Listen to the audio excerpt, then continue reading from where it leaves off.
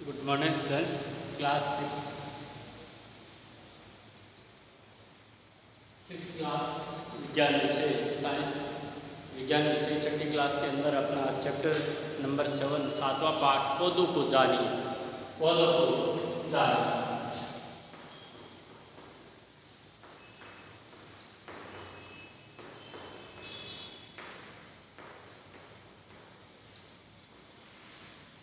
ये अपना पाठ चल रहा था, पौधों को जानिए।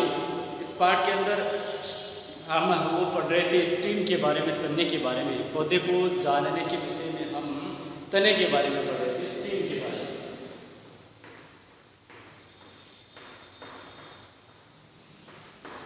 तने के बारे में हमने पढ़ लिया था कि तने का क्या काम है। तने का कार्य है जल संवहन का, यानी जल को ऊपर पत्तियों तक, शाखाओं, ब्रांचों, फूलों तक पहुंचाने का काम है वो किसका होता है? तना होता है। और इसमें है वो इसके अंदर इसके भाग में एक जो मुख्य भाग था, तने का मुख्य भाग जो था पत्तियां। कौन सा भाग थी? पत्तियां। तो पत्तियां जो है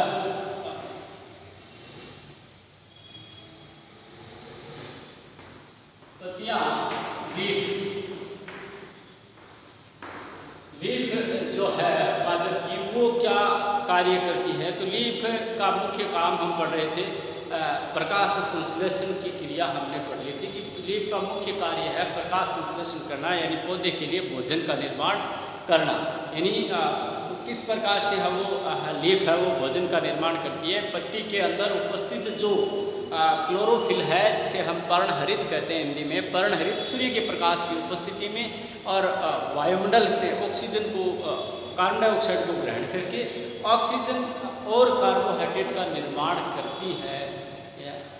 कार्बोहाइड्रेट का निर्माण करती है, यानी कार्बोहाइड्रेट जो बनता है वो कार्बोहाइड्रेट ही पौधे का क्या है? भोजन है, जिसे मंड या स्टार्च के रूप में पत्तियों के अंदर वो संचित रहता है, उपस्थित रहता है। पत्ती के अंदर उपस्थित जो भोजन मंड या स्टार्च की उपस्थिति का परीक्षण हमने किया था। परीक्षण करने के लिए हम वो पत्ती पर थोड़ी स्प्रीड डालते हैं, तो उसके अंदर से हम वो कुछ वो पदार्थ बाहर निकलता है, उसका विलयन लेते हैं, उसका रंग वो हरा होता है। और उस विलयन के हरे रंग के अंदर यदि आयोडीन की 2 बूंदें डालते हैं तो वो जो विलयन है, हरे रंग का विलयन है, वो बैंगनी रंग में परिवर्तित हो जाता है। इसका मतलब है वो हम कह सकते हैं कि उस विलयन के अंदर स्टार्च या मंड उपस्थित था। ये आपकी किताब में क्रियाकलाप जो पौधों की पत्तियों में उपस्थित स्टार्च या मंड की उपस्थिति को इंगित करता है। तो ये आपकी किताब में क्रियाकलाप दिया हुआ है। इस क्रियाकलाप के माध्यम से समझाया गया है कि पौधे की पत्तियां प्रकाश संश्लेषण का कार्य करती हैं। ये बात हम लास्ट टॉपिक में हमने पढ़ी थी। इसके बाद अब हम पढ़ेंगे कि पौधे में एक आवश्यक बुराई भी होती है और उसका नाम है वाष्पोत्सर्जन। पौधे की पत्तियों का एक मुख्य काम है वाष्पोत्सर्जन करना। वाष्पोत्सर्जन करना, और ये भी एक आवश्यक बुराई है। वाष्पोत्सर्जन होना पौधे के लिए आवश्यक है, क्योंकि पौधे के तापमान को नियंत्रित रखता है। पौधे को है वो पौधे के जो जल का संग्रहण है उसके संवहन को है वो नियमित बनाए रखता है। तो इसके लिए है वो वाष्पोत्सर्जन होना जरूरी है। और इसके अलावा है वो जो हानिकारक पदार्थ हैं वो भी इस वाष्पोत्सर्जन के द्वारा बाहर वाष्पित होते हैं। तो इससे पौधे के अंदर उपस्थित जो हानिकारक पदार्थ हैं उनका उत्सर्जन भी होता है। इसलिए पौधे के अंदर उत्सर्जन करने के लिए, पौधे के अंदर जल संवहन की क्रिया को बनाए रखने के लिए, पौधे के तापमान को नियंत्रित करने के लिए, इनके लिए ये वाष्पोत्सर्जन की क्रिया आवश्यक है। जबकि ये हानि भी है। हानि इसलिए क्योंकि इससे पौधे के अंदर जल की हानि होती है। पौधे के अंदर जल की हानि होती है। कैसे पौधे के अंदर जल है वो वाष्प के रूप में अवशोषित होता है, ये भी आपकी किताब में एक क्रियाकलाप दिया हुआ है। उस क्रियाकलाप में ये स्पष्ट होता है कि पौधे का एक पार्ट लेते हैं और उस पार्ट के ऊपर हम यदि कोई कवर बांध देते हैं, जैसे कि पॉलीथीन बांध देते हैं, उससे पौधे की पत्ती के ऊपर पॉलीथीन बांध देते हैं और पॉलीथीन बांध करके कुछ समय के लिए उसको छोड़ देते हैं। तो कुछ समय बाद हम देखते हैं कि उस पौधे के ऊपर बांधी हुई जो कवर स्लिप है, कवर जो है यानी पॉलीथीन जो है, उसके ऊपर छोटी छोटी पानी की बूंदें एकत्रित हो जाती है। तो वो पानी की बूंदें कहाँ से आती है, वो स्पष्ट है कि उस पौधे से जल का वाष्प जल है वो वाष्पित हुआ जलवाष्प के रूप में, और वो जलवाष्प है वो उस कवर स्लिप यानी जो अपना जो पॉलीथीन थी उसके ऊपर जाकर के वो क्या हो जाती है, एकत्रित हो जाती है। जैसे ये प्रयोग आपकी किताब में दिया हुआ है, जैसे मान लो ये एक प्लांट है और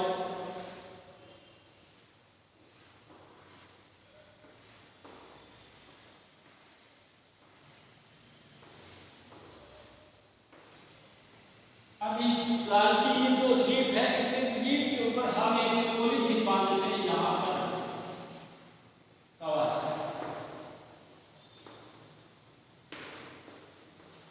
अब क्या होगा, इस पत्ती से वाष्पोत्सर्जन होगा और इस पत्ती से जब वाष्पोत्सर्जन होगा तो इस पॉलीथीन के ऊपर पानी की क्या हो जाएगी, बूंदें एकत्रित हो जाएगी, जल वाष्प।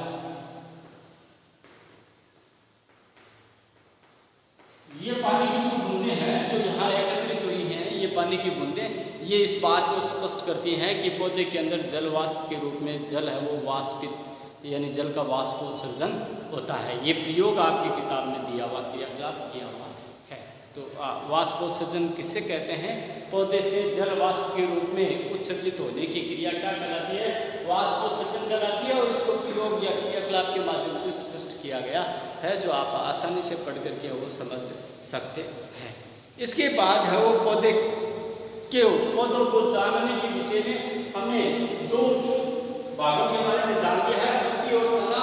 इसके बाद हम जानेंगे जड़ के बारे में, रूट, प्लांट की रूट के विषय में हम पढ़ेंगे।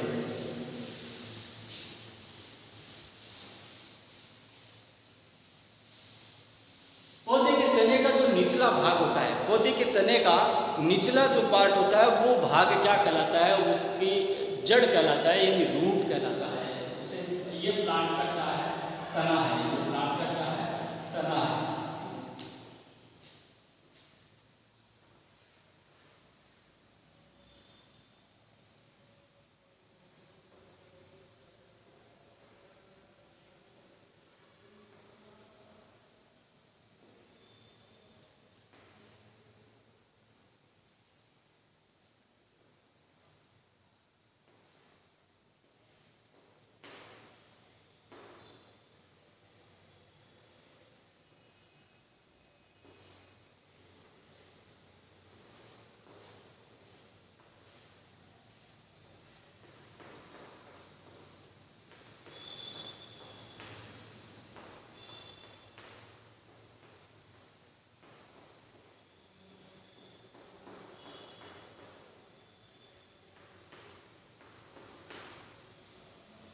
ये प्लांट है, ये प्लांट का स्टीम यानी तना है और ये लीफ है यानी पत्ती है। इसके बाद है वो यहाँ पौधे के तने के नीचे का जो भाग है वो क्या कहलाता है, प्लांट का, प्लांट की रूट कहलाती है। प्लांट की क्या कहलाती है, रूट कहलाती है। तो ये प्लांट की क्या है, रूट है यानी जड़। ये पौधे का जो भाग है वो क्या कहलाता है, जड़। तो आपने शायद देखा भी है, सुना भी है, जैसे भी बाग बगीचों में आप जाते हैं तो वहाँ पर जाकर के आप वो घासी जो शाखीय पौधे हैं उन शाखीय पौधों को उखाड़ करके देखिए। शाखीय पौधों की स्टीम के नीचे वो नीचे वाला जो भाग है वो आपको दिखाई देगा। इस प्रकार से हम उसमें कुछ जो भाग हैं, कुछ शाखीय पादपों की जो नीचे की जो जड़ें हैं वो एक इस प्रकार की दिखाई देंगी, यानी एक वो छोटी छोटी फूलों का एक यहाँ समूह दिखाई देगा, छोटी छोटी जड़ों का समूह दिखाई देगा। जबकि कुछ प्लांट के अंदर क्या होगा, इसके अंदर एक ही वो आपको रूट दिखाई देगी और इस एक ही रूट के वो छोटे छोटे पार्ट दिखाई देंगे। कुछ वो प्लांट के अंदर इस प्रकार की जड़ आपको दिखाई देगी, यानी एक मुख्य जड़ होगी और मुख्य जड़ से है वो ब्रांचेज यानी शाखाएं विकसित होंगी, जबकि कुछ पौधों की जो जड़ें होती हैं वो इस प्रकार से जड़ों का एक जाल सा बिछा हुआ होगा। तो जड़ों के भाग हम पढ़ेंगे। इससे पहले कि मैं आपको बताऊं कि जड़ की है वो कार्य क्या है, जड़ कौन सा भाग है, जड़ पादप का वह भाग है जो भूमि की ओर वृद्धि करता है। देखिए मतलब जब भी कोई प्लांट अंकुरित होता है, कोई बीज अंकुरित होता है, देखिए मान लो इसलिए एक क्या है चने का बीज, ये मान लो चने का बीज है, ठीक है। ये बीज जब है उसको हम वो अंकुरण की अनुकूल परिस्थितियां देंगे तो ये अंकुरित होगा तो इससे दो भाग विकसित होंगे, एक भाग जो ऊपर की ओर वृद्धि करेगा और दूसरा भाग वो नीचे की ओर वृद्धि करेगा।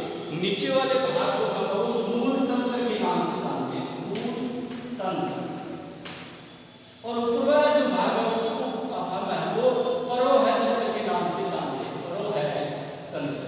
मूल तंत्र से वो मूल यानी जड़ का निर्माण होगा और परोह तंत्र से किसका होगा, तने का विकास होगा।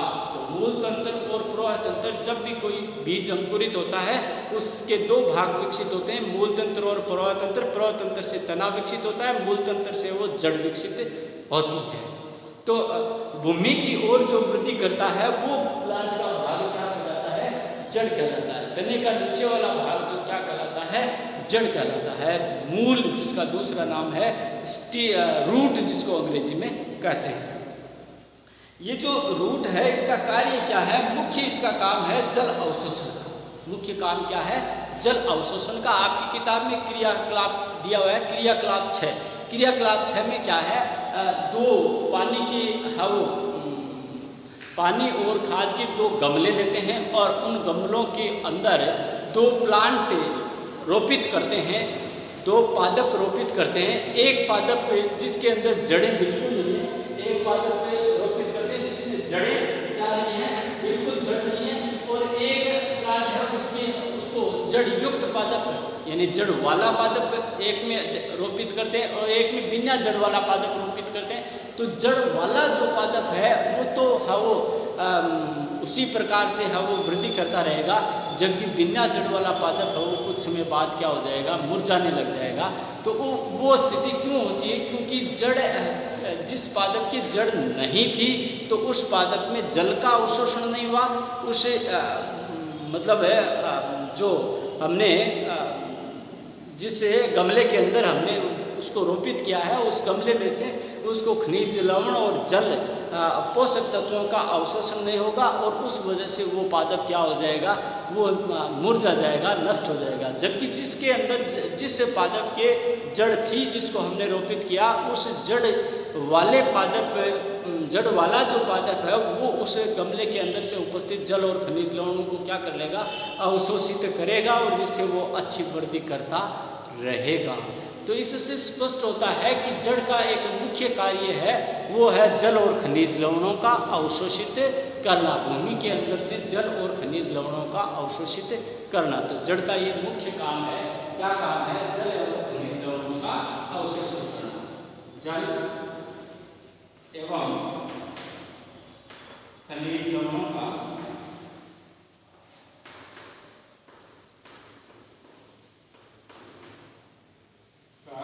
अवशोषण।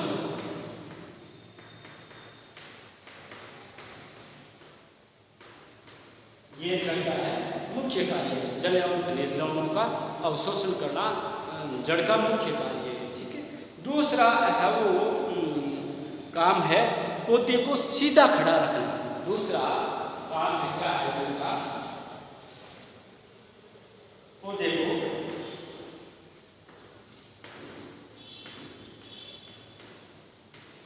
सीधा खड़ा रखना। पौधे को सीधा खड़ा रखने का काम भी किसका है, जड़ का है। जैसे उदाहरण के लिए आपकी किताब में क्रियाकलाप है, क्रियाकलाप 7।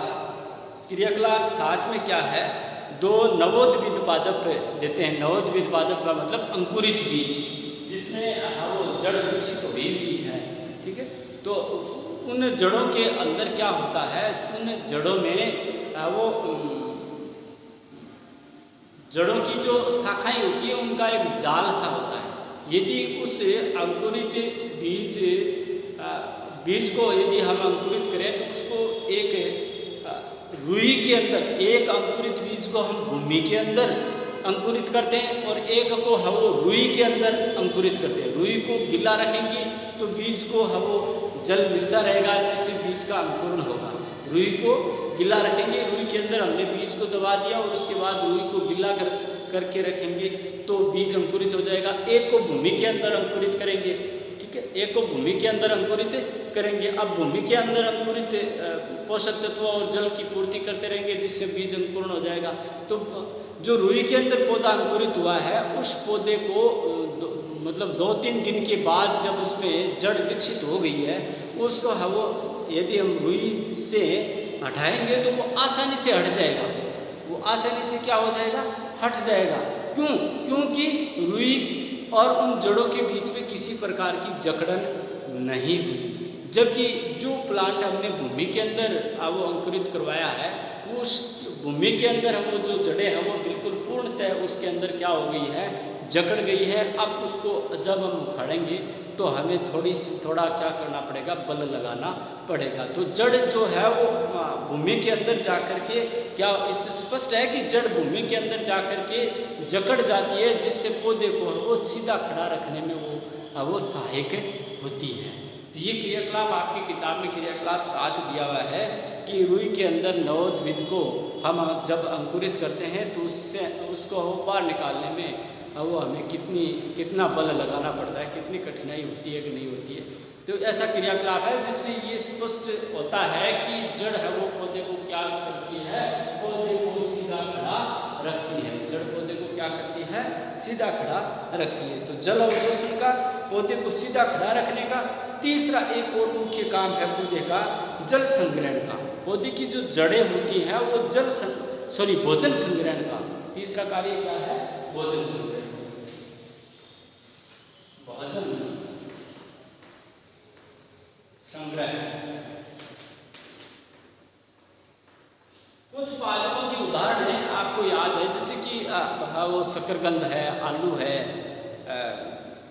इसके अलावा यदि मैं आपको और भी कई उदाहरण बताऊँ, मूली है, गाजर है।